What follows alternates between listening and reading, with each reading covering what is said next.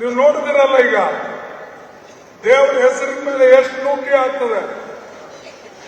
ಅಯೋಧ್ಯದಲ್ಲಿ ಏನಾಯ್ತು, ಏನ್ ನಡೆದಿದೆ? ಬದ್ರಿನಾಥ್, ಕೇದಾರ್ನಾಥ್, ಅಮರನಾಥ್ನು ಬರ್ಬೋದು. ಏನ್ ಯಾರು ಮಾಡಿದ್ರು? ಯಾರು ಬಡವರು ಮಾಡಿದ್ರ? ಅಲ್ಲಿ ಕಳ್ತಾನೆ ಯಾರು ದಲಿತರು ಮಾಡಿದ್ರ? ಯಾರು ಹೋಗಿ ರೈತರು ಮಾಡಿದ್ರ? ಯಾರು ಮಾಡಿದ್ರು?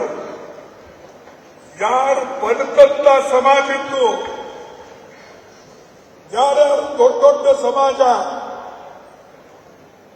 RSS ಅವರು, ಬಿಜೆಪಿದವರು, ಅವರೇ ಅಲ್ಲೆಲ್ಲ ಅವರ ಪರವಾಗಿರ್ತಕ್ಕಂಥ ಜನನೇ ಲೂಟಿ ಮಾಡಿದ್ರು. ಈ ಸುದ್ದಿ ಬರ್ತಾ ಇದೆ, ಸುಮಾರು 20,000 ಕೋಟಿ ಮೇಲೆ ಅಲ್ಲಿ ಲೂಟಿ ಆಗಿದೆ ಅಂತ. ಮೊನ್ನೆ ಉತ್ತರ ಪ್ರದೇಶದವರು ಹೇಳ್ತಾ ಇದ್ರು, ರಾಮ ಮಂದಿರ ಹೆಸರಿನ ಮೇಲೆ 20,000 ಕೋಟಿ ಬಂಗಾರ, ಬೆಳ್ಳಿ, ಇಟ್ಟಿಗೆ ಎಲ್ಲ, ಇಂಥವೆಲ್ಲ ಇಟ್ಟಿಗೆ ಅಂದ್ರೆ ಬೆಳ್ಳಿ ಇಟ್ಟಿಗೆ ಲೂಟಿ ಆಗಿದೆ. ಹಾಗಾಯ್ತಪ್ಪ, ದಿನ ಎದ್ದು ದೇವರ ಹೆಸರು ಜಪಿಸ್ತಾ ಇದ್ದೀರಿ, ಆ ದೇವರ ಹೆಸರಿನಿಂದಲೇ ಲೂಟಿ ಮಾಡ್ತಾ ಇದ್ದೀರಿ. ಅದಕ್ಕಾಗಿ ಇವರು ಊರೂರು ತಿರುಗಿ ಪ್ರಚಾರ ಮಾಡ್ತಾರೆ. ಧರ್ಮದ ಹೆಸರಿನ ಮೇಲೆ, ರಾಮನ ಹೆಸರಿನ ಮೇಲೆ ಪ್ರಚಾರ ಮಾಡ್ತಕ್ಕಂಥವರು ಈ ಲೂಟಿ ಮಾಡ್ತಾ ಇದ್ದಾರೆ. ಅದಕ್ಕೆ ಹುಷಾರಾಗಿರಿ. ಧರ್ಮನೇ ಬಾಬಾ ಸಾಹೇಬ್ ಅಂಬೇಡ್ಕರ್ ಹೇಳಿದ್ದಾರೆ, ಮನುಷ್ಯನಿಗೆ ಧರ್ಮದ ಅವಶ್ಯಕತೆ ಇದೆ.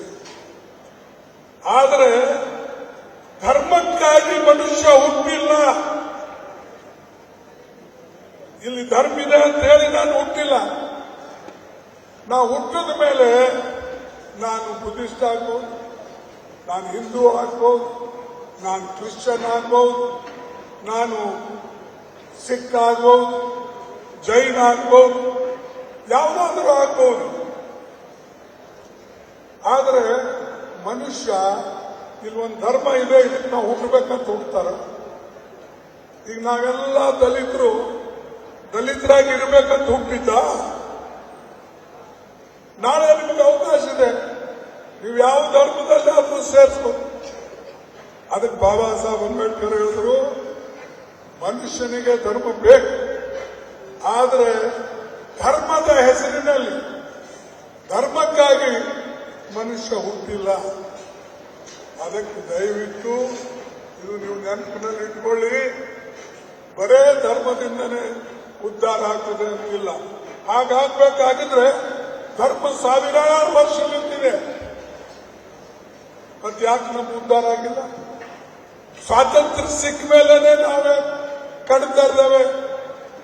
ಬಾಬಾ ಸಾಹೇಬ್ ಅಂಬೇಡ್ಕರ್ ಅವರು ಸಂವಿಧಾನ ಬರೆದು ಅಧಿಕಾರ ಕೊಟ್ಟ ಮೇಲೇನೆ ನಮಗೆ ಶಿಕ್ಷಣ ಯಾಕೆ ಬಂತು? ಅದಕ್ಕೆ ಅವರು ಹೇಳಿದ್ರು, ನೀವು ಮೊದಲು ಶಿಕ್ಷಣ ಪಡೀರಿ, ಎಲ್ಲ ಒಕ್ಕಟ್ಟಾಗಿರಿ, ಆರ್ಥಿಕ ಬಲಶಾಲಿಯಾಗಿರಿ, ಇದ್ರ ಕಡೆ ನಿಮ್ಮ ಲಕ್ಷ್ಯ ಇರಬೇಕು. ಎರಡನೇದಾಗಿ ನಾನು ನಿಮಗೆ ಕೇಳ್ಕೊಳ್ಳತಕ್ಕಂಥದ್ದಿದೆ, ಇವು ದೇವರ ಹೆಸರಿನ ಮೇಲಂತೂ ಕಳ್ತನ ನಡೆದಿವೆ, ಬಿಟ್ಟುಬಿಡಿ. ಅದು ದೇವರ ಹೆಸರಿನ ಮೇಲೆ ಕೆಲವು ಧರ್ಮದ ಮುಖಂಡರು ಕಳ್ತನ ಮಾಡ್ತಾ ಇದ್ದಾರೆ. ಆದರೆ SIR ಅಂತ ಕೆಲವು ಕಾನೂನುಗಳನ್ನು ತಂದು ವೋಟ್ ಲೂಟಿ ಮಾಡ್ತಾ ಇದ್ದಾರೆ. ವೋಟು ಬೆಂಗಾಲ್ನಲ್ಲಿ, ಮಹಾರಾಷ್ಟ್ರದಲ್ಲಿ, ಹರಿಯಾಣದಲ್ಲಿ, ಅಸ್ಸಾಂನಲ್ಲಿ ವೋಟ್ ಚೋರಿ, ವೋಟ್ ಲೂಟಿ ಮಾಡೋದು. ಇವರು ದೇವರ ಹೆಸರಿನ ಮೇಲೆ ದುಡ್ಡು ಲೂಟಿ ಮಾಡಿದ್ರೆ ಅವರು ರಾಜಕೀಯದಲ್ಲಿರ್ತಕ್ಕಂಥ ಮುಖಂಡರು ಮೋದಿಯವರು ತಮ್ಮ ಜನರಿಗೆ ಹೇಳಿದ್ರು, ನೀವು ಅಲ್ಲಿ ಅವರು ದೇವ್ರದ ಹಣ ಲೂಟಿ ಮಾಡಿದ್ರೆ, ಸಂಪತ್ತು ಹೊಡೆದ್ರೆ, ನೀವು ಈ ಕೆಲಸ ವೋಟ್ ಚೋರಿ ಮಾಡ್ರಿ, ನನಗೆ ಅಧಿಕಾರ ಇರ್ತದೆ, ಆ ಅಧಿಕಾರದಿಂದ ನಾ ಯಾರಿಗೆ ಬೇಕು ಅವರಿಗೆ ಮಣಿಸಬಹುದು, ಯಾರಿಗೆ ಬೇಕು ಅವ್ರಿಗೆ ಜೈಲಿಗೆ ಹಾಕ್ಬೋದು, ಯಾರಿಗೆ ಬೇಕು ಅವ್ರಿಗೆ ಇಡಿ ಕೇಸ್ ಹಾಕ್ಬೋದು, ಯಾರಿಗೆ ಬೇಕು ಅವ್ರಿಗೆ ಸಿಬಿಐ ಕೇಸ್ ಹಾಕ್ಬೋದು, ಯಾರಿಗೆ ಬೇಕು ಅವ್ರಿಗೆ ವಿಜಿಲೆನ್ಸ್ನಾಗ ಹಾಕ್ಬೋದು. ಇದೇನಾ ಪ್ರಜಾಪ್ರಭುತ್ವ? ಬಾಬಾ ಸಾಹೇಬ್ ಅಂಬೇಡ್ಕರ್ ಇದಕ್ಕಾಗಿ ತಂದಿದ್ದ ಈ ಕಾನೂನು, ಈ ಸಂವಿಧಾನ.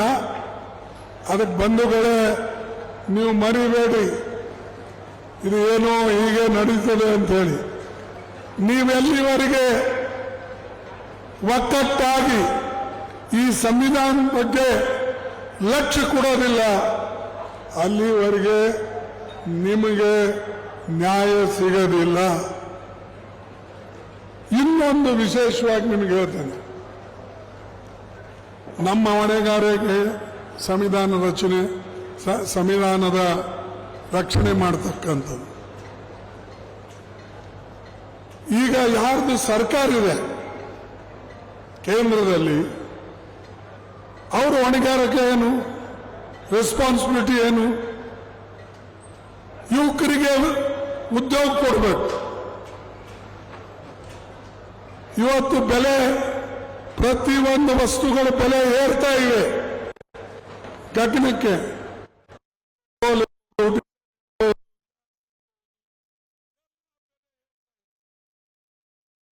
ಪ್ರತಿಯೊಂದು ವಸ್ತುಗಳ ಬೆಲೆ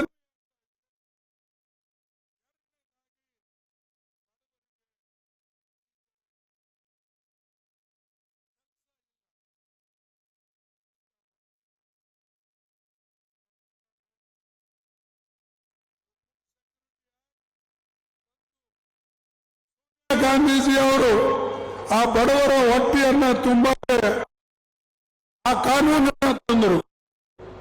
ಅಂತ ಕಾನೂನುಗಳನ್ನು ಕೂಡ ಇವತ್ತು